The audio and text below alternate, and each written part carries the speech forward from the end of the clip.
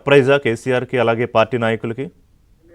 రిషి ఈ రోజు కవిత అంటే లేఖ ఇష్ట తర్వాత మొట్టమొదటిసారిగా తండ్రిని కలవడానికి కవిత భర్తతో పాటు ఇక్కడికి చేరుకుంది.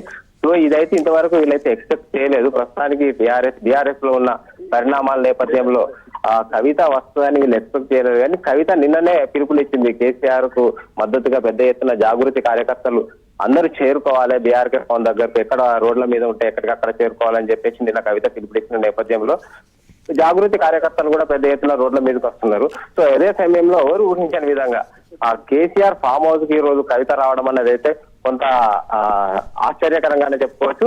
నేరుగా నాకు తెలిసి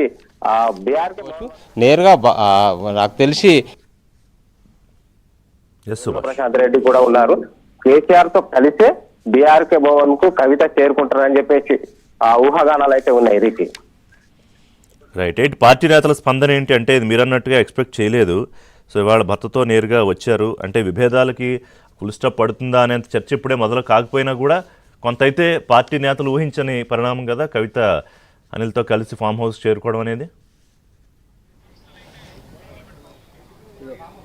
అంటే కాళేశ్వరం కమిషన్ నుంచి వీళ్ళకు నోటీసులు వచ్చిన నేపథ్యంలో కవిత ఇష్యూ కొంత డైవర్ట్ అయిందని చెప్పుకోవచ్చు. ప్రధానంగా ఈ ఇష్యూను ఫస్ట్ టేకప్ చేసిన తర్వాత దానికి సంబంధించి తర్వాత ఈ పార్టీలో చర్చించాలనే నిర్ణయం కూడా జరిగినట్టుగా తెలుస్తుంది. ప్రధానంగా కేసీఆర్ కావచ్చు, హరీష్ రావు కావచ్చు, వీళ్ళిద్దరు కూడా కాళేశ్వరం నిర్మాణానికి సంబంధించి మొట్టమొదటి నుంచి కూడా ఉన్న వ్యక్తులు, ప్రతి విషయాన్ని తెలిసిన వ్యక్తులు వీళ్ళు. సో వీళ్ళకు నోటీసులు రావడంతో ఒక విధంగా పార్టీలో కొంత అనిశ్చిత పరిస్థితి నెలకొన్నది. ఏం జరుగుతుందో, ఎప్పుడేం జరుగుతుందో, లేకుంటే అరెస్ట్ చేస్తారా అనే అంశాలు కూడా పార్టీలో చర్చకు వచ్చిన పరిస్థితి అయితే ఉంది. సో ఈ నేపథ్యంలో కవిత ఇష్యూ కొంత పార్టీని డిస్టర్బ్ చేసిన సందర్భంలో అది ఒక 2-3 రోజులకే పరిమితం చేసేసి మళ్ళీ కాళేశ్వరం కమిషన్ ముందు హాజరు కావడానికి ఏ అంశాల మీద ప్రస్తావించాలి, దేనికి సంబంధించి నిర్ణయం తీసుకోవాలనే అంశం మీద విస్తృతంగా చర్చ జరిగిందని తెలుస్తుంది. సో హరీష్ రావు కూడా తను 9వ తారీఖు నాడు కాళేశ్వరం కమిషన్ ఎదుట హాజరైన తర్వాత నేరుగా కేసీఆర్ వద్దకు చేరుకొని వరుసగా ఇక్కడే ఉన్న పరిస్థితి కనిపిస్తుంది. నిన్న మధ్యాహ్నం ఇక్కడికి చేరుకున్న హరీష్ రావు, వేముల ప్రశాంత్ రెడ్డి కూడా ఇక్కడనే రాత్రంతా కూడా ఇక్కడనే ఉన్నారు.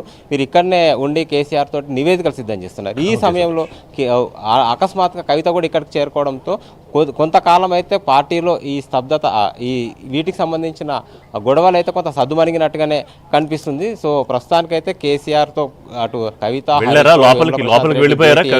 కొద్దిసేపట్లో వెళ్ళబోతున్న నేపథ్యంలో దీని మీద మరొక కవిత దంపతులు లోపలికి వెళ్ళిపోయారు.